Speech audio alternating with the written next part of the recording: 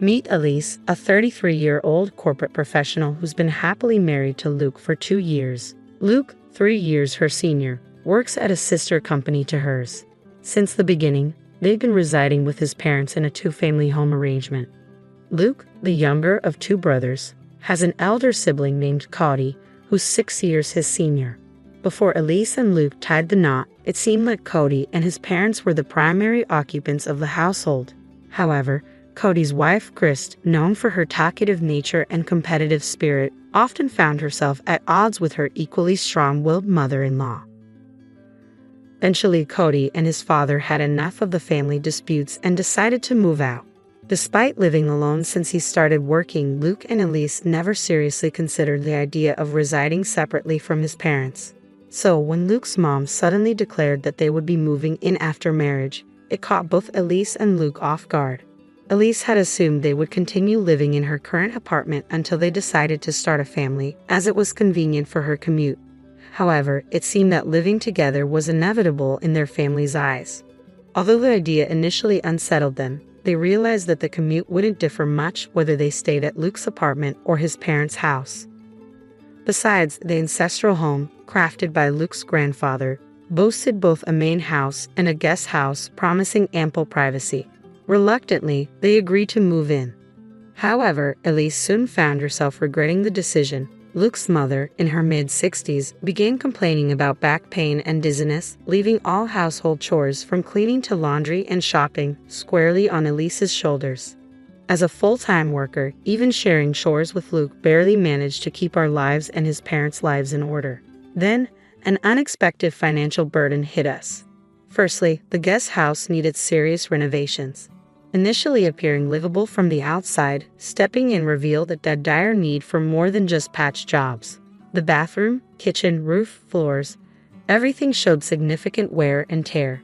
Yet it was our space, and naturally, we committed to paying for the renovations. What caught us off guard was when my mother-in-law demanded the same renovations for the main house upon seeing the newly refurbished guest house. It seemed inconceivable to fix up our space and leave them in a rundown place. However, we couldn't afford to do everything all at once. Why is Elise working then? To support us, her in-laws? My mother-in-law questioned. Exactly, Luke, we blessed you with marriage. You should serve us in return. So not only did they want the house renovated, but they also desired new high-end furniture and appliances, claiming the newly renovated rooms deserved the best. Additionally, they made us pay for every little thing, from groceries to household items. Thanks to this situation, Luke and I struggled to save even a tiny bit of money every month. Just as we approached the 3rd year, my mother-in-law and the Cody couple suddenly dropped the bomb. We're moving in, you have to move out. Christy explained that Cody got laid off, although he was actually spared but chose to leave to save a collie with kids. Despite having 1-year-old twins himself, he was deemed more responsible due to his prestigious university background. Facing this ultimatum, Luke and I sat down with my in-laws, pleading our case for hours until we finally conceded, fine, we'll move out this week. It was clear that we had no other choice. We've learned plenty about family from you, mother-in-law and father-in-law. It's time to put that wisdom into practice, right, Luke? I teased, glancing at my husband. Ha, finally getting it, are you? Luke chuckled. Yeah, just like Elise said, we're happy to do it. Great, case closed, he affirmed. With that, Luke and I turned our backs on our chuckling in-laws and headed for the guest house. 2 weeks later, we had movers arranged and relocated with no time to spare.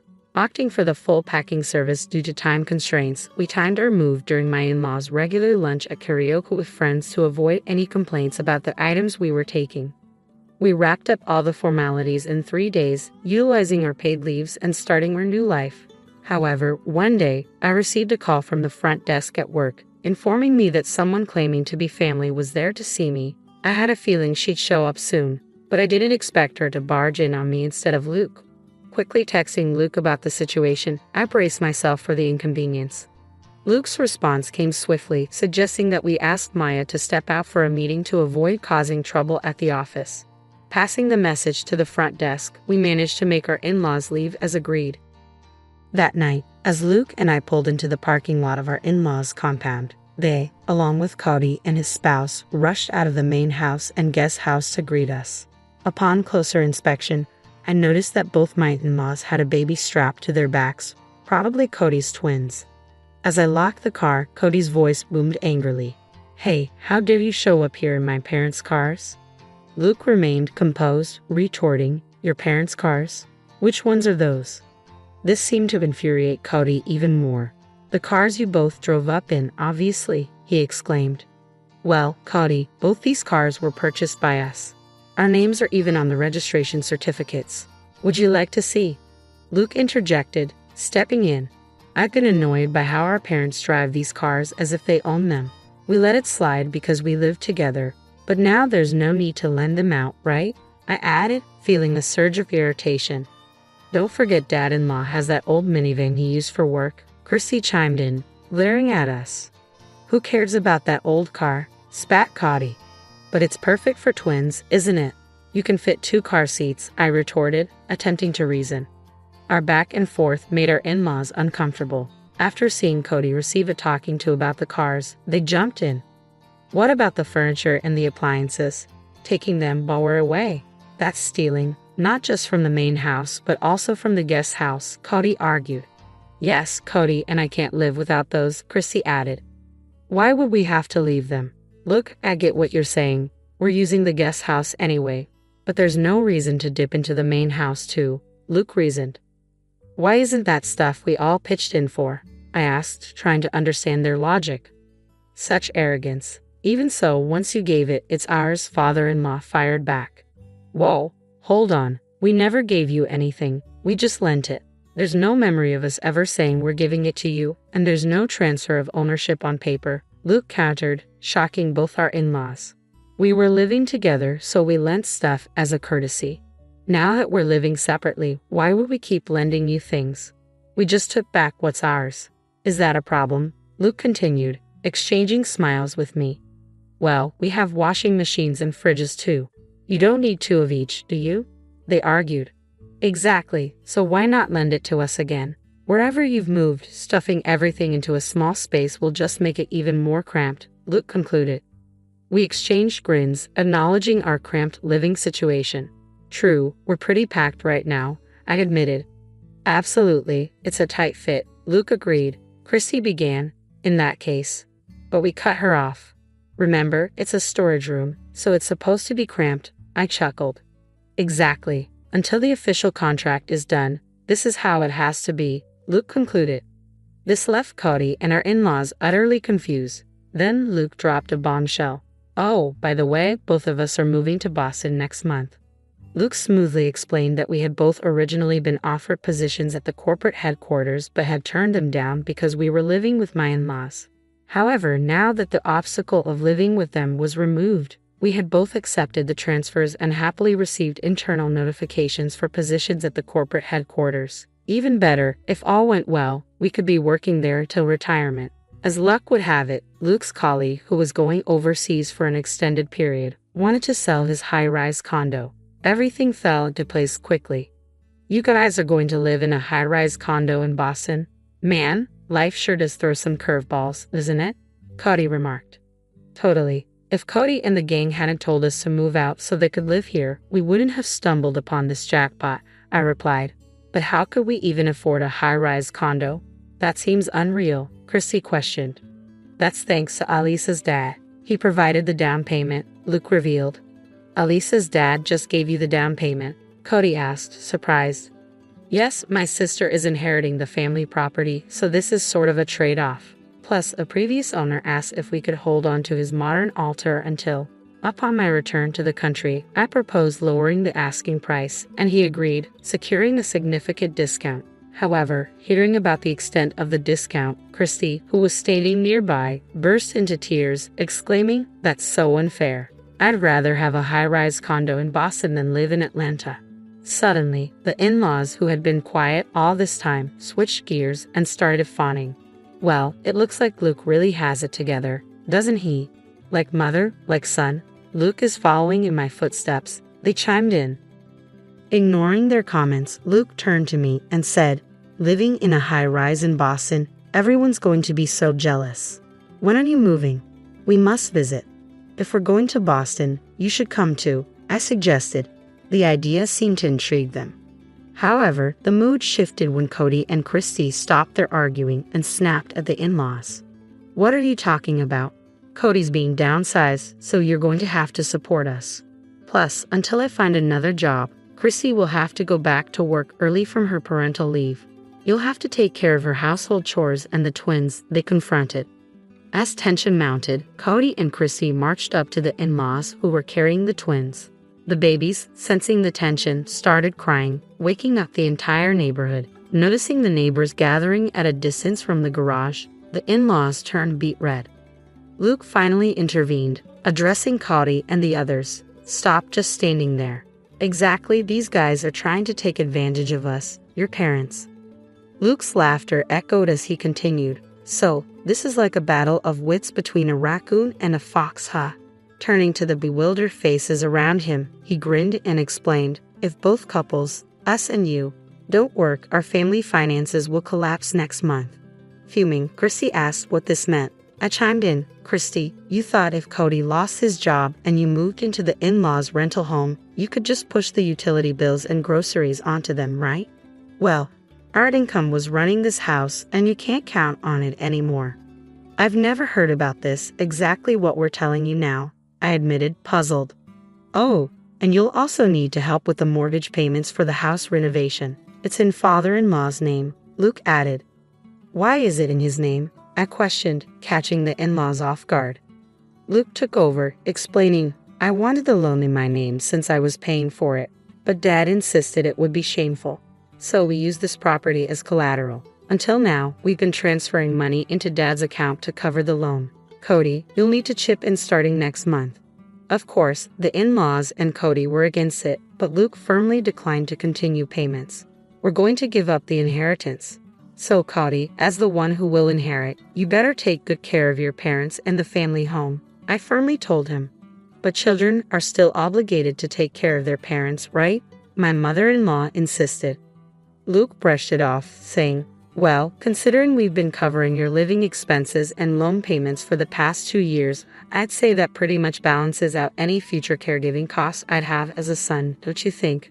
"Let's go home, love," Luke said, looking at me. "Goodbye, everyone. I doubt we'll meet again." "Take care," I said, bidding farewell.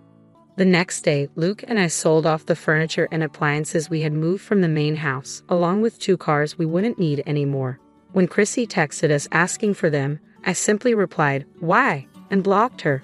After that, the special leave granted for our job transfer wasn't enough, so we had to use up our remaining paid vacations to finally finish moving into the apartment.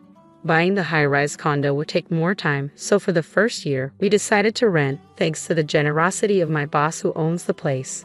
As the weekend arrived, bringing a bit of calm after the storm of recent days, we gazed at the city lights, and Luke broke the silence.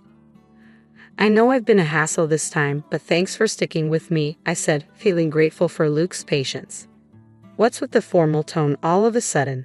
Luke joked, but then his expression turned serious. "When we first got married and the idea of living together came up, I should have thought things through. But back then, I was just happy you chose me over Cody, who I've been compared to since we were kids."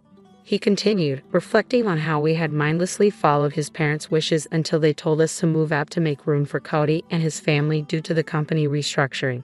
It struck me, how could they say that after being such a burden on us financially and otherwise? Luke wondered aloud. "And then I thought about how much your parents must worry about you given your situation." He explained that he sent an apology email to my parents, and their response was heartening. "If we promise to make our daughter happy in the future, the past can be forgiven." Encouraged by this, when they discussed the down payment, they lent it to us without a hitch. Luke made a promise to do everything in his power to protect our life together, just the 2 of us and our future children, if we were blessed to have them.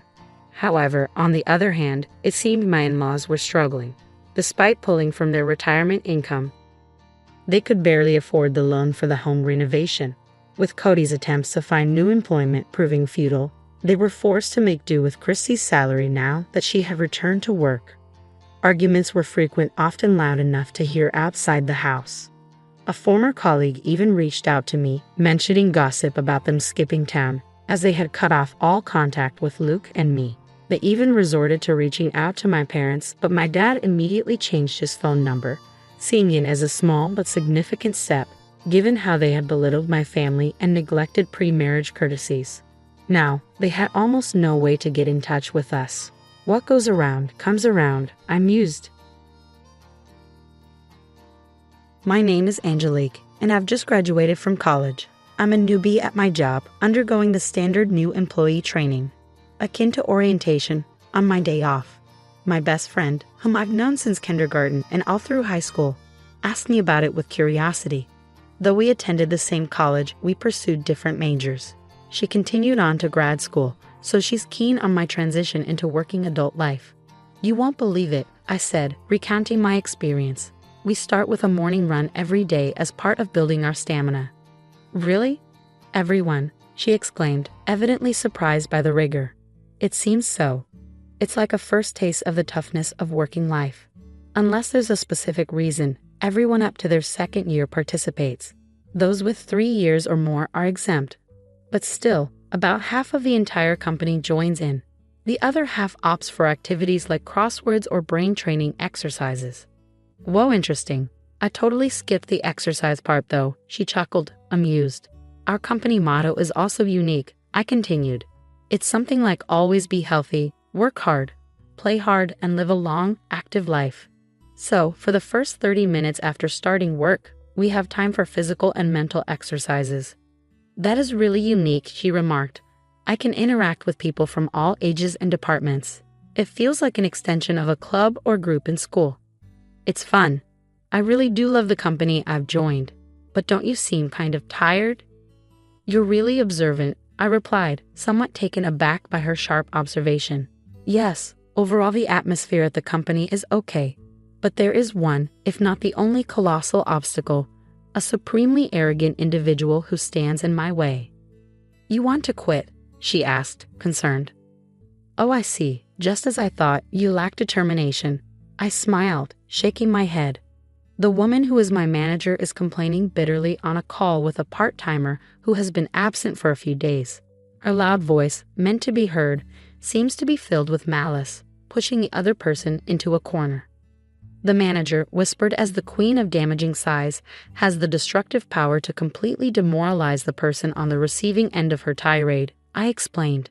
She's like, I'm taking a break, and then all of a sudden doesn't show up for days, neglecting her duties. And now she says she's quitting. How carefree. Just because she's part-time doesn't mean I'll let her get away with this. I'll push her to the very end. This goes beyond sarcasm. It's downright terrifying, I continued. The last day the part-timer came in, I noticed her body stiffened, tears welling up in her eyes. What's wrong? Are you okay? I asked. She had been scolded by the manager again. She was trembling as she spoke. It must have taken a lot of courage for her to make this phone call. Since the manager has no choice but to accept her resignation, it would be better to just let her go without any more sarcastic remarks. It's been about a month since I joined the company. Considering that the first week was just going around and learning from all the departments in the company, I've encountered similar situations twice in the short span of 3 weeks, I sighed. It's so inconvenient. She hardly does her work and just drags everyone down. All I'm doing is pointing that out. The manager, secretly referred to as the Empress in the company, always has deep wrinkles between her eyebrows. It takes effort to replace her. It's only natural that she should have the consideration to find a replacement and finish the handover before she quits, right? The tension spreads among the employees present as the manager seeks agreement, I explained. Everyone pretended to be focused on their work, nodding without making eye contact with the manager. However, she caught on. You seem to have a problem, she said, as I recalled the face of the part-timer. I found myself ensnared in the scrutinizing gaze of the Empress. I'll ask you once you receive your salary. You should take responsibility for your work, right? I guess, I replied, feeling the weight of her deliberate question. There seemed to be no other option but to agree, and the manager knew it, directing the inquiry squarely at me. Do you think it's okay to act selfishly in the workplace? She continued. No, but selfishness is the enemy of work, right? I started to argue back, but her loud voice cut me off. In the end, I wasn't allowed to say anything. I regretted my inability to intervene for the crying part-timer and that I simply let the manager have her way. That's bound to stress you out. I'm sorry, I just keep complaining. I was supposed to be bragging about the company, but before I knew it, it was all just one-sided complaints. I lamented to my friend. It's okay, you can't keep things bottled up, and it's not your fault. If you resist too much, you'll be the next target. A manager who mixes up power and authority is the worst. Be careful not to get on her bad side, okay? She warned, offering solace. Thanks, I replied, feeling grateful for her understanding. Then I broached the main topic about the trip. I think I can cover the cost with my part-time job savings from college and my first paycheck. I'm thinking of taking my grandparents to the resort you told me about before. Do you think they'll be pleased? This was the real issue I wanted to discuss. She was well informed about traveling, having done so extensively with her family. Of course, the end is one that even my picky grandmother was completely satisfied with. You can't go wrong, she assured me with a smile. I'm glad. I really want to make it a good memory since we're doing it, I expressed, feeling relieved. I had been planning a trip with my grandparents using the money I had diligently saved up. They were the ones who raised me in place of my parents who passed away when I was young. I wanted to give something back to the two of them who always put me first and supported me, so I had been saving money from part-time jobs since my college days. Seeing my friend smile, my cheeks also relaxed. However, it was Friday afternoon, the day before the trip. I was summoned by the manager and approached her desk. Classify these by category and analyze them. They're documents to be used at the beginning of next week, she instructed, her lips adorned with unusually bright lipstick and a smug smile etched on her face. I blinked in surprise as I saw the pile of thick documents before me. You want me to analyze this by the end of the break? I asked, incredulous. There were several binders, each one incredibly heavy, and they were all disorganized. Just sorting and classifying them alone would likely consume the entire day, let alone analyzing them on top of that. To my bewilderment, the manager responded with a victorious air. I'm glad you understand my orders. You've been ignoring instructions recently, you see. Unable to hold back the unreasonable accusations, I decided to stand my ground. I hate to point out, but it's Friday and there are barely 2 hours left until the end of the day. It's simply impossible to finish these documents by the beginning of next week. I attempted to remain calm, but ever since our part-time worker left, the manager seemed to have singled me out for intensified harassment. She excluded me from office memos, issued incorrect instructions, and then blamed me for misunderstanding. On top of that, she dumped an unmanageable amount of work on me, which clashed with my long-awaited vacation plans. It seemed like my objections didn't bother the manager at all. You're going to use it at the beginning of the week, right? It's fine if you come in over the weekend to finish it. Oh, and just to let you know, these documents are confidential, so don't take them home. Please, wait a second. I tried to argue, but the manager interrupted. I have a meeting soon, and I'm leaving directly from here today, before leaving the pile of documents on the desk and walking out. The next day, my planned trip with my grandparents lay under the expansive sky. As they noticed my stifled yawns, they grew concerned. Are you okay? Staying up all night and then going on a trip? Maybe we should have canceled. I'm fine, don't worry. I was really looking forward to this trip today, I reassured them. Yeah, I could sense their worry knowing I had worked all night and rushed home just in time for our departure. I couldn't let my fatigue dampen our special trip. No, this won't do. It's a special trip, so I have to make it enjoyable. I mustered up some cheer and directed a smile toward my grandparents. Look at this view, it's amazing. The sea is so beautiful. Don't worry about me. I worked hard so that I could enjoy delicious food, soak in the hot spring, and sleep soundly on a fluffy bed. My attempt at lightheartedness seemed to relax them, and they began to enjoy the scenery with relieved expressions. But amidst the enjoyment, a nightmare awaited me. Did you finish the job I asked for? You didn't quit, did you? A familiar voice startled me as I strolled alone in the inn after checking in. Why here of all places? I muttered to myself, but the manager, seemingly reading my thoughts, snorted and left. I ruined your weekend to teach you a lesson. I thought it was unlikely, but as I thought, you ignored my instructions, didn't you? The manager's words felt like a curse, and I was overcome with dizziness. The thought of being given work to ruin my vacation filled me with anger. But how did you know about my plans? I asked, astonished. You were chattering away during break time. Where are you going? When are you going? Oh, I'm so jealous. You were so pleased being praised by everybody. It was hilarious, she replied casually, revealing her eavesdropping habits. Realizing that my innocuous chats with colleagues were being carefully listened to, I felt the chill. Besides, I'm surprised. This ain't as too good for you, she continued, her tone dripping with disdain. Excuse me? I responded, confused. You don't get it. It's an eyesore to see commoners wandering around. Look, there's a rundown inn next door that's more your style, she sneered. I don't understand what you mean. I know you find me an eyesore, but the rest is just insults and harassment, right? I retorted, feeling my anger rise. Just as my frustration reached its peak, a voice of support came from behind me. Is that what this is about? My grandparents had arrived, standing by my side. The people whom I thought were peacefully drinking tea in the room were suddenly standing behind me. Judging from their expressions, they must have overheard almost all of my conversation with the manager. This is, I began hurriedly, but my grandfather cut me off and addressed the manager. Nice to meet you. I'm Angelique's grandfather and have been her guardian for many years. Perhaps it's quicker to tell you that I'm the honorary chairman of the trading company that was discussing a deal with your company the other day. At those words, the manager's face turned pale. The honorary chairman of the industry, but your name is different from this employee's. Yes, she goes by her maternal family name. Otherwise, she would be viewed differently as a member of a famous company's founding family, right? My grandfather explained calmly. I don't want my precious granddaughter to have a tough time at the company where she works. I'm terribly sorry, I had no idea. The manager stammered, her face growing even paler. Do you think ignorance excuses rudeness? My grandfather queried. In contrast to my grandfather's calm demeanor, the manager was sweating profusely and frozen in place. I'm afraid I'll have to ask you to relay a message to your company CEO. I'm not interested in doing business with a company that has a manager like you. Well, wait a minute, please, the manager exclaimed, but my grandfather ignored her pleas. My granddaughter joined a company with a great motto: stay healthy, work hard, play hard, and live a long life. I thought the existence of quirky managers was necessary for the growth of the company.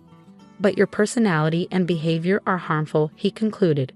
If you disagree with what I say, you can ignore it or spread bad rumors about me. My granddaughter has been recording all of this with her camera. Let's see whose side the world is on. With that, he left the scene.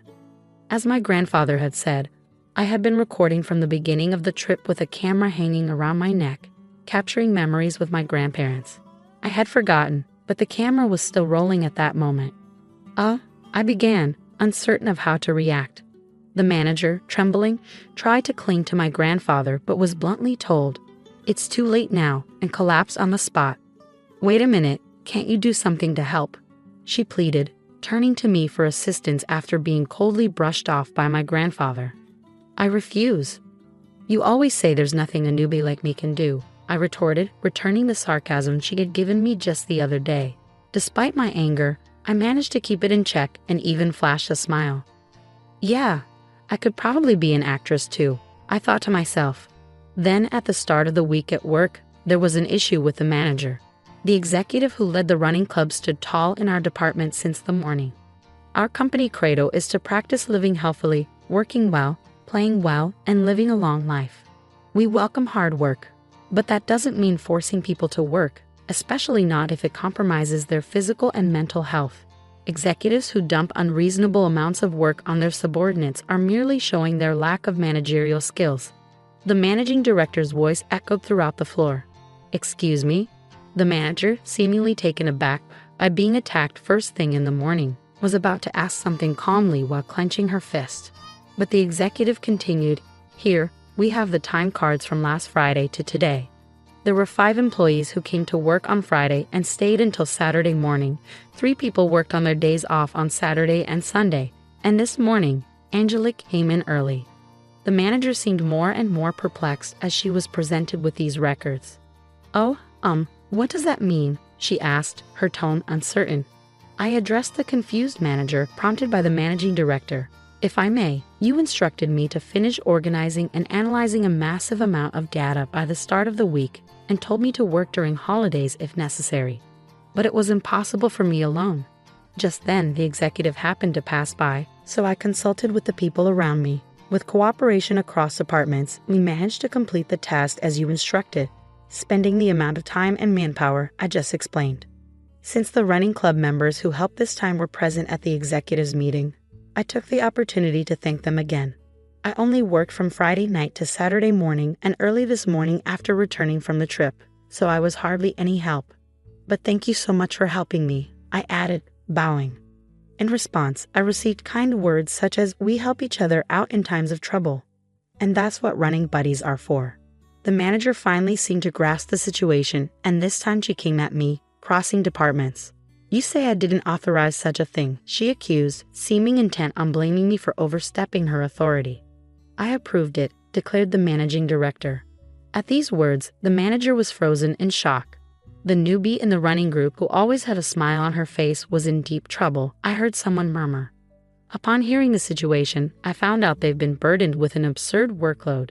It would have been fine to leave it be, but since it was work necessary for the company, I took charge and gained everyone's cooperation. I apologized for the post-approval, but first, the managing director's stare bore into the manager.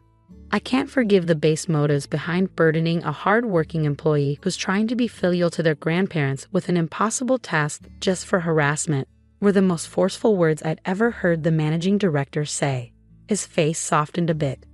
The other day, my grandchild who visited me cooked up some fried eggs. Heaven recently learned how to make them. They were overly charred and even had eggshells in them, a real mess. But it was the first time my grandchild had cooked something with such dedication. To me, it was the best feast ever, he shared, overlapping his feelings for his grandchild with the sentiments a supervisor should have for their subordinates. Despite the kitchen being a complete mess from my grandchild's cooking, my wife was in high spirits all day. That's just how it is. When I told them it was delicious, the proud smile on the young face was the most endearing thing. The managing director continued, his unexpected story bringing tears to the employees' eyes as they shared memories of their own grandparents. "I still can't forget the taste of the rice porridge my grandma made me when I was sick, and the pat on the back my grandpa gave me, saying, 'Pain, pain, go away,' seemed to heal me faster."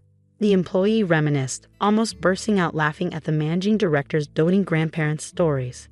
Feeling a lump in my throat, I wondered if a present for their grandparents could elicit such an emotional response. The people who helped me that day told me as I bowed, "If you think you're causing trouble, the best way to show us respect is to go and have as much fun as possible." And they set me off on my trip. I love this company, all of you, and of course my job. That's why it's so frustrating to see part-time workers and employees like me being targeted and quitting due to unreasonable demands, I voiced, mustering all the courage I could. A warm round of applause erupted from those around me. However, the manager seemed irritated by this and confronted me. "Do you think it's okay to talk like that?" she challenged. The managing director quickly reprimanded her. "Silence. If you want to stay with this company, you'll lose all your titles and privileges and be demoted to the same status as a new employee. Naturally, you'll be starting from today. So the employee who joined a little before you, Angelique, will be your senior. You should be careful with your words." Upon hearing that the president had also approved, the manager shook her head intensely and yelled, "No, I won't accept this." But there was no help for her. Instead, everyone's cold glares focused on her. "If you don't like it, you're welcome to submit a resignation letter anytime," the managing director concluded. And so the downfall of the manager known as the Empress began. Afterwards, she was literally demoted to a rank-and-file employee. She stuck around the company for a bit, but maybe she couldn't handle the tough treatment she was getting because one day, she just stopped coming in. A few days later, her resignation letter came in the mail. Around that time, our company was being covered on TV. The show titled Morning Exercise. Bonds Beyond Titles was aired, and they even talked about me and my grandparents. I heard later that the viewers loved our company rule: don't tolerate unfairness. The unjust female manager remained anonymous, but the clients clearly knew who she was. Rumor is that she doesn't stand a chance of finding a job in the same industry again. Meanwhile, our company was able to do business with my grandfather's company without any problem. Working with relatives can be a bit embarrassing, but it also keeps me on my toes. Plus, I've become even more popular within the company due to my legendary showdown with a female manager. Whoa, you're so motivated. I want to work with you once I finish graduate school. My best friend recently told me. I'm hoping that'll happen too, I replied. I've started saving again because I want to travel with my grandparents without any worries this time. It'll take time since all I can do is save bit by bit, but just sit tight, Grandma and Grandpa. I'm going to continue to cherish my precious time from here on out. We're using your mother-in-law's savings for this trip, Carol announced, her tone oddly casual. It'll eventually become Tyler's inheritance anyway, so it's fine, right? She added, as if to justify their actions. My brother and his wife had rushed over immediately after my mother passed away, not to offer condolences, but to seize her bank book and withdraw her savings before I could even submit her death certificate to the government office. You used Mom's money, huh? I managed to ask, trying to suppress my anger. Carol's response was shockingly nonchalant. Yeah, we spent about $10,000 on the trip. Oh. The audacity of my brother and his wife, conspiring to use my mother's money without permission, made me furious for a moment. But then I remembered something. These people didn't know. I couldn't help but laugh. My condolences, I said, barely holding back my laughter. Carol looked puzzled by my sudden outburst. What's wrong with you? Did the shock of us using the money make you go crazy? Of course, I wasn't going crazy. I just couldn't help but laugh when I imagined the surprised faces of my brother and his wife when they found out the truth and faced their miserable fate. Their carefree days were probably numbered. I am Samantha, a very ordinary office worker raised by kind parents. My parents were always good-natured, constantly thinking about what they could do for others. Their kindness sometimes led them to being deceived or burdened with unfair responsibilities, but I admired them nonetheless.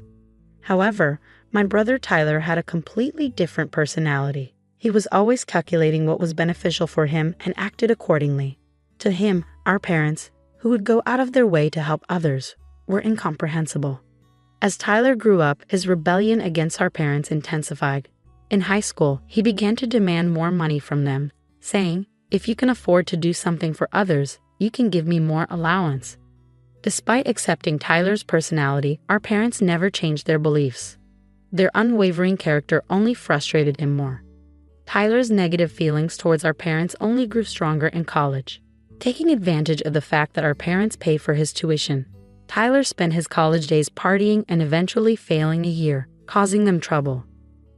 Parents should naturally devote themselves to their children, right?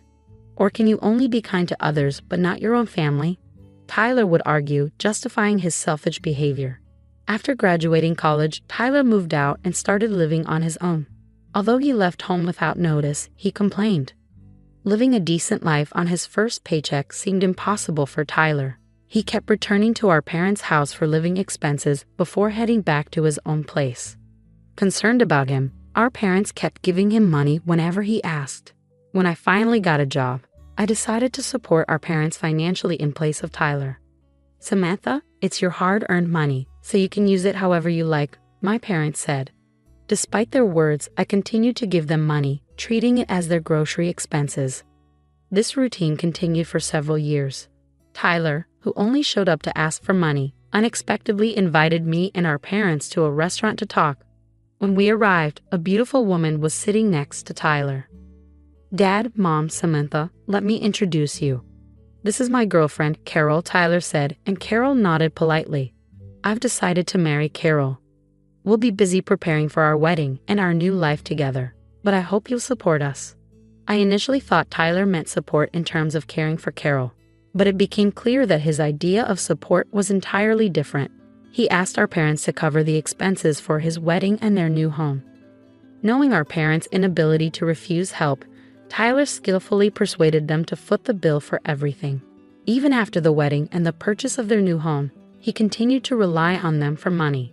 Carol, his wife, grew accustomed to this lifestyle and began living more extravagantly. However, this lavish lifestyle was short-lived. Our father's health deteriorated and he was hospitalized. Even with insurance, hospital stays are expensive. To ensure our retired parents wouldn't struggle financially, Tyler had to reconsider his reliance on them. I proposed to my brother that we both shoulder the burden of the hospital bills. You've been living at home and receiving assistance from mom and dad, and you've had a fair share of financial support from them too, right? This is the time for us to step up and help them, I reasoned.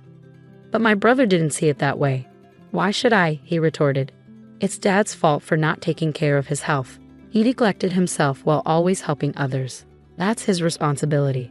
Following that conversation, my brother stopped visiting our parents' house altogether. Neither he nor Carol, his wife, made a single visit to our father while he was in the hospital. It was my mother and I who desperately took care of him until he passed away. Even when we informed them of our father's death, they didn't offer any assistance with the funeral arrangements. They briefly showed up at the funeral but failed to greet our relatives properly before leaving. Our relatives looked at them with disdain, but they seemed indifferent. My mother, who had bravely taken on the role of chief mourner during the funeral, began to lose her energy after the funeral, clearly affected by the loss of my father. Tyler, Mom has been feeling down lately. She wants to see you. Can you visit her at home sometimes? I asked my brother. After a brief pause, he responded, By the way, what happened to Dad's inheritance? It all went to Mom. It seems they had decided that's what they would do when Dad was still alive, I informed him. Realizing the gravity of the situation, I felt a foreboding sense of dread and immediately cautioned my brother. Mom has control of the money now, right? He inquired. Yes, but listen carefully, I urged, sensing his intentions. Mom is emotionally vulnerable right now. Don't even think about taking advantage of her financially, okay? I need you to come and support her. That's what's important. What's the point of going if I can't get any money out of it? It's not worth my time, he retorted dismissively. Despite my insistence that we wouldn't be providing him with any financial assistance, my brother never set foot in our parents' house again. Then, just 6 months after our father's passing, our mother also succumbed. Despite her weakened state, my brother showed no concern. Upon learning of her death, he hurried back to our parents' house. I hoped he would fulfill his duties as the eldest son during the funeral. But to my dismay, he and his wife vanished as soon as it began. Frantically, I tried calling his cell phone, but it went straight to voicemail. In the end, I assumed the role of chief mourner in his absence, managing to navigate through the funeral proceedings alone. Several days later, I finally managed to get in touch with my brother. Samantha, this is Carol, came the voice on the other end. Where's Tyler? I asked anxiously. He's busy with boarding procedures and can't come to the phone. Carol replied casually. Boarding procedures? Where are you? We're at JFK Airport. We're leaving the United States in a few hours. Lol. My heart sank as I processed the revelation. You're leaving the United States and going abroad? Yes, we're going on an international trip, Carol confirmed, devoid of any hint of remorse or regret. I was taken aback by my brother and his wife's swift decision to embark on an overseas trip immediately after our mother's passing. However, what Carol uttered next left me utterly astounded. We're really grateful to our mother-in-law, you know. Thanks to her, we're able to enjoy this luxurious trip abroad, Carol remarked, her tone laced with casualness. Puzzled, I questioned, what do you mean by that? We used our mother-in-law's savings for this trip. After all, it was going to be Tyler's inheritance anyway, so why not use Mom's savings? Carol explained nonchalantly. How did you manage to get that money? I inquired, my anger simmering beneath the surface. We borrowed her bank book and seal when we visited her house. We knew we wouldn't be able to withdraw money once the death certificate was submitted, so we hurried, Carol confessed, revealing the true reason behind their rush to our mom's house after her demise. So you used Mom's money, I stated, trying to contain my frustration. Carol's response was surprisingly blaze. Yes, we've already spent $10,000 on trip expenses. It's a good thing Tyler's plan worked out.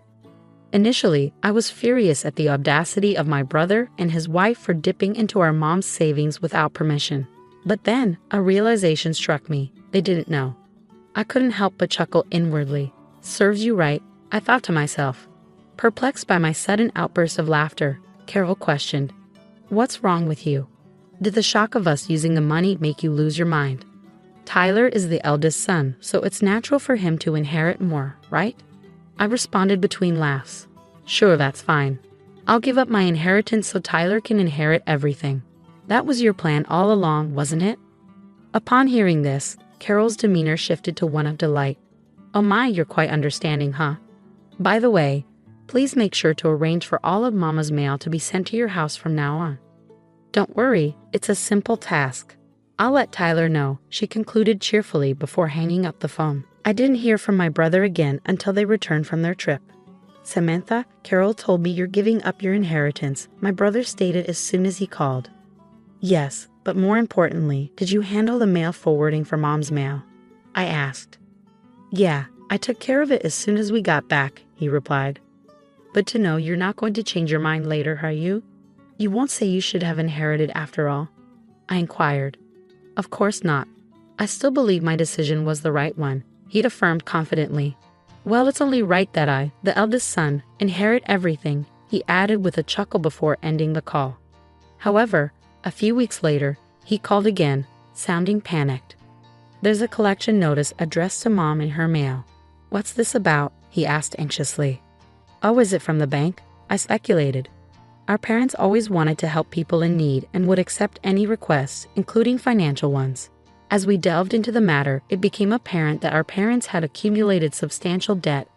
The debt outweighed their savings, making inheritance a risky proposition that could potentially leave them in a dire financial situation. Did you know about this? My brother accused, his voice rising. You knew Mom had debt, right? Why didn't you say anything? There was no point. What you're saying is meaningless, I retorted. If I had known, I would have given up the inheritance too. That's impossible, he exclaimed. Why the hell is it impossible, Tyler? You took money from Mom's bank account to go on vacation, didn't you? I countered. So what? What does that have to do with giving up the inheritance? He shot back. It's a big deal. What you did is considered a tacit acceptance of the inheritance, I explained. It's a legal concept. Let me break it down for you so you can understand. I explained to my brother that by withdrawing money from our deceased family member's account for his own use before the inheritance process, it was legally seen as a tacit acceptance of the inheritance. I have never heard of such a thing, he rebutted. Of course not, I replied. Not many people would even consider using a deceased family member's savings for their own selfish desires, so it doesn't come up in conversation. You're just making stuff up because you want the inheritance for yourself. I have a lawyer friend, you know. They'll find out if you're lying, my brother threatened before abruptly ending the call. Later he called back, but this time, his bravado was replaced by a sense of resignation. Samantha, you were right. I can't give up the inheritance now, he admitted. It seemed his lawyer friend had given him the same answer I did. Finally understanding the gravity of the situation, my brother realized that he had inherited not just assets, but also the debt our parents had accrued. Despite his protests, it became clear that he was partially responsible for the financial mess, having frequently begged our parents for money without knowing the extent of their debt. Desperate to find a way out of his predicament, my brother attempted to persuade me. Hey, Samantha, our parents are gone, and it's just us siblings now, right? Isn't this the time to join forces? He proposed. What do you mean by join forces? I questioned, wary of his intentions. I think we should work together to pay back our parents' debt. Now's the time to show our filial piety, my brother proposed, his tone almost pleading. I sighed heavily at his selfish suggestion, which felt like too little, too late. What are you talking about? When Dad was in the hospital, I suggested we should help our parents together, but you pushed me away, I reminded him. I was busy at the time, he defended himself. Regardless of how busy you were, you didn't visit Dad in the hospital even once, and you didn't support our grieving mother afterward. I don't want to hear the words filial piety from someone like you ever again, I retorted, feeling a surge of frustration. With nothing left to say, I left my brother hanging. Have you ever done anything for someone else, Tyler? I know you took advantage of our kind parents, but there's no one who will help someone who can't do anything for others, even if they're family. But if you don't help me, Carol and I can't pay back the debt by ourselves. Are you going to abandon your brother? We're family, he pleaded desperately. When Dad was in the hospital, you abandoned him, saying it was his own fault for not managing his health. This time, using Mom's savings is your own fault. I countered, feeling the weight of disappointment settling between us. I regret that, okay? I've changed, my brother's voice pleaded through the phone. Have you? I still think you're just desperate to reduce your own debt. And even if you've changed, the person you should apologize to is no longer in this world. It's too late." I interjected firmly, cutting him off before hanging up the phone. I had no intention of helping him.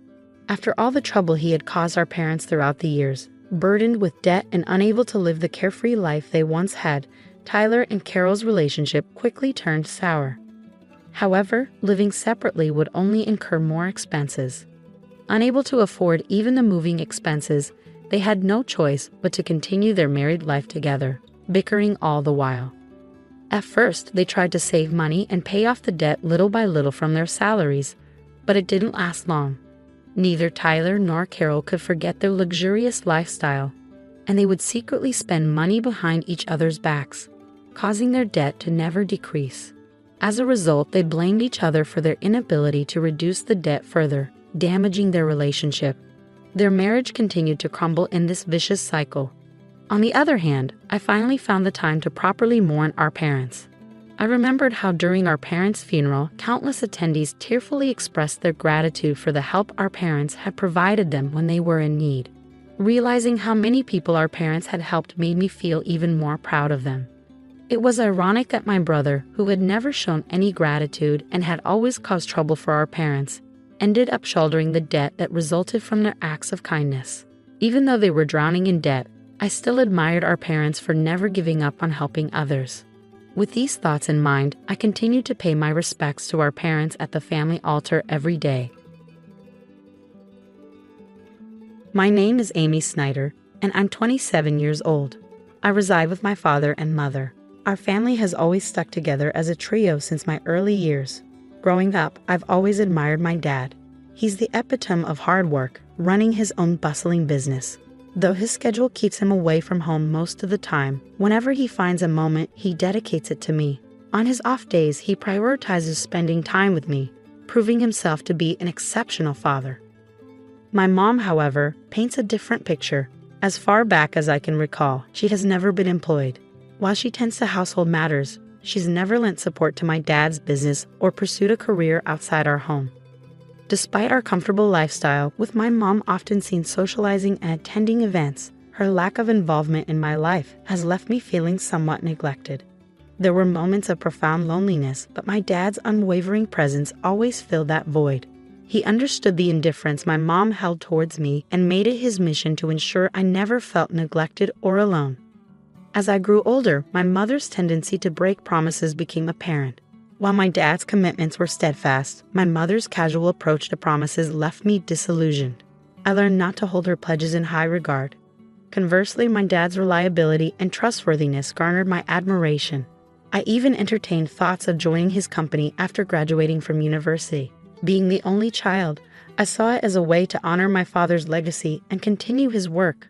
Upon reaching my 20s, my father began imparting invaluable wisdom during our outings for drinks. Meanwhile, my mother's involvement in my life remained superficial. The only time she interjected was during my sophomore year of college when I expressed my desire to join my father's company. "Dad, I want to work at your company after graduation. I'm already preparing for it. I want to follow in your footsteps someday," I announced eagerly. "Amy, are you sure about that? A girl doesn't need to pursue such endeavors." My mother intervened, her words dripping with traditional expectations. "Why not? I want to work hard like Dad," I insisted. "A woman should find a good man and let her husband provide for her," she countered, echoing typical sentiments. Disheartened by her lack of understanding, I chose not to engage further. I refused to live a life tethered to someone else's ambitions, mirroring my mother's existence. I had always aspired to become an independent woman, determined to navigate through my college years on my own terms. After that pivotal moment, I dedicated myself to diligent study, paving the path to join my father's company immediately after graduation. Though my mother remained unconvinced, it seemed she eventually resigned herself to my decision. "If you choose to live this way, so be it. But remember, you'll bear the consequences of not heeding your mother's advice," she remarked resignedly. "If you're willing to accept that, then do as you please." So I followed her directive by stepping into my father's company, inadvertently widening the chasm between my mother and me.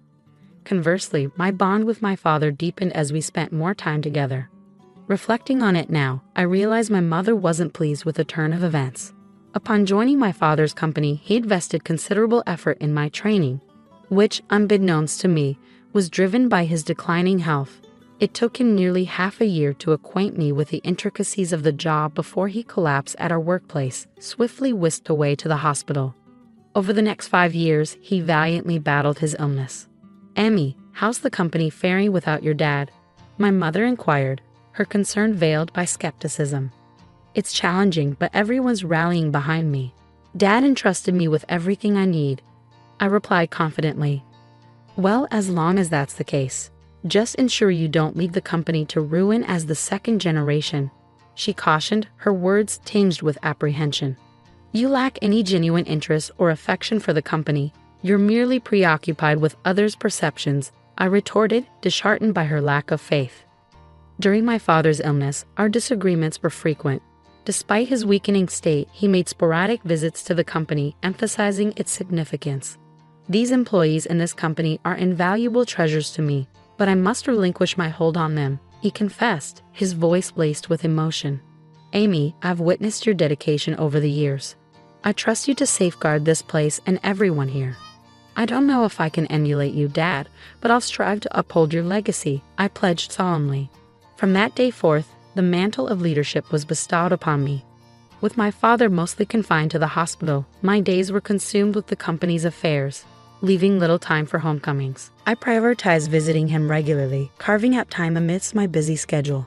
My mother, on the other hand, fulfilled only the basic duties, such as delivering changes of clothes to him. Even that seemed to inconvenience her. I couldn't help but wonder about her feelings towards my father. Did she lack any sense of gratitude or compassion for his illness? The thought left me feeling sorry for him, recalling the sacrifices he made for me during my childhood, a time when my mother's affection remained elusive. Despite my exhaustion, I made a concerted effort to visit him as often as possible, a routine that persisted for about a year until he peacefully passed away in his sleep. Amidst the whirlwind of tasks that followed, I barely had a moment to grieve. My mother, oblivious to my emotional turmoil, expected me to handle everything from funeral arrangements to hospital paperwork. Realistically, I knew I couldn't rely on my mother, who had never ventured beyond the confines of our home. So I silently assumed responsibility for the myriad tasks. The day after the funeral, my mother broached the subject. "Amy, now that the funeral's over, you've settled down, haven't you?" she inquired. With a heavy heart, I accepted the reality of the situation. "Please leave this house. I've just inherited 200 million yen, so I have no use for you anymore." "Thank you," she declared, as though it were a mere formality. Her words stung, but I had anticipated them. Further discussion seemed futile. Did she truly believe that wealth could replace familial bonds and absolve her of responsibility? With a multitude of questions swirling in my mind, I made the decision to depart. The next day, I arranged for the sale of all belongings associated with me, leaving my mother utterly surprised at the speed of my departure. I had meticulously planned my departure, but I harbored a secret from my mother. Despite her claim of inheriting 200 million yen, my father had entrusted all financial matters to me, designating me as the sole inheritor. Not a single yen remained for my mother, a decision my father made adamantly while he was still in good health. "Your mother lacks the understanding of money management or prudent spending. I want you to provide her with monthly household expenses," he instructed me. "If she receives a lump sum, she's likely to squander it immediately. If she protests, refuse to give her a penny." Though my father's last words were spoken in jest, he handed me an SD card containing a video message addressed to my mother. While I never envisioned showing it to her, recent events suggested its necessity might arise sooner than later. After my departure, I anticipated my mother would reach out to me, but her summons came sooner than expected. "Come home immediately," she demanded over the phone. "I'm working, Mom. What's the matter?" I replied, feeling a pang of annoyance. "I just need to talk to you." "Please come quickly," she insisted. With a sigh, I reluctantly headed back to our family home, clutching the SD card in my hand. As soon as my mother laid eyes on me, she launched into accusations. "You absconded with all of your father's inheritance, didn't you? I knew something was amiss when you left so abruptly. Hand over your father's inheritance to me now," she demanded, her greed palpable. "How selfish can you be? You can't even fulfill your duties as a mother," I retorted, my frustration simmering. In response, I silently extended the SD card to her. Confused, she inspected it. "What's this?" she queried. "I suppose you don't even know how to watch this," I remarked, masking my disappointment. I retrieved my laptop, inserted the SD card, and played the video. On the screen, my father appeared, as vibrant as I remembered him. I couldn't help but wonder how my mother would react to this video letter. Silently, I exited the room, leaving her to watch it alone. I had never witnessed my mother defy my father before, but now, in the wake of his passing, would his words resonate with her? Upon returning to the room, I found my mother in tears, her emotions laid bare. I was taken aback, my mother, shedding tears over a video of my late father. I was intrigued by the contents of the video letter he had left for her, but hesitated to watch it myself. Consequently, I remained clueless about the cause of her tears. "Mom, are you okay?" I inquired, concern lacing my voice. "Yes, I'll be fine. For now, I understand. I'll adhere to your father's wishes and entrust everything to you from now on. Please, go home for today. Call me once you've had time to gather yourself," she replied, her tone subdued. Sensing her desire for privacy, I left promptly, pondering over how my father had managed to silence my mother. Questions swirled in my mind as I made my way home. Nearly a month passed without any communication from my mother, prompting concern to gnaw at me. During my lunch break, I decided to pay a visit to my parents' house, hoping to check on her. However, she wasn't home. That evening, I returned once more, relieved to find the lights on. "Sorry for dropping in unexpectedly.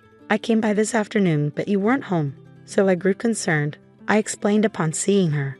"I'm sorry, I was out for my part-time job during the day," my mother explained upon my return. "A part-time job?" I echoed incredulously. My understanding of my mother painted her as someone vehemently opposed to work.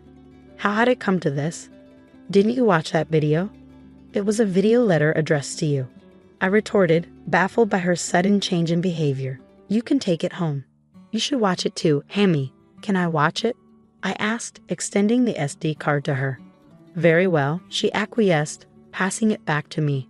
Feeling a twinge of apprehension, I returned to the office and settled at my father's desk. With a deep breath, I played the video. "Honey, if you're watching this, it means you've not been able to communicate with Amy. First of all, thank you so much for helping me raise Amy until now. Without you, I don't think I could have managed the company while bringing up Amy." My father's voice resonated through the room. As his words continued, a sense of unease crept over me. Then he uttered something unexpected, something that shook me to my core. "You've taken care of Amy, even though she is not your child, and I have nothing but gratitude for you.